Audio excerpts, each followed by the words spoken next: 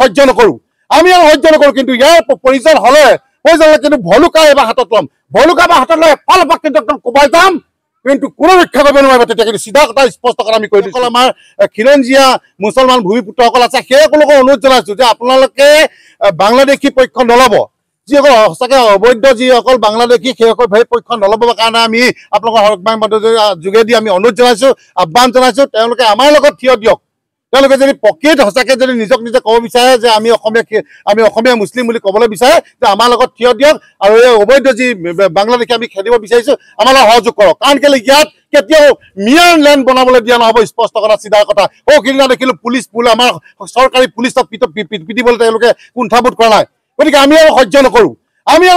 কিন্তু ইয়াৰ প্ৰয়োজন হ'লে কিন্তু ভলুকা এবাৰ হাতত ল'ম ভলুকা বা হাতত লৈ এফাল এপাক কিন্তু একদম কোবাই যাম কিন্তু কোনো ৰক্ষা কৰিব নোৱাৰিব তেতিয়া কিন্তু চিধা কথা স্পষ্ট কথা আমি কৈ দিছোঁ জয় অসম।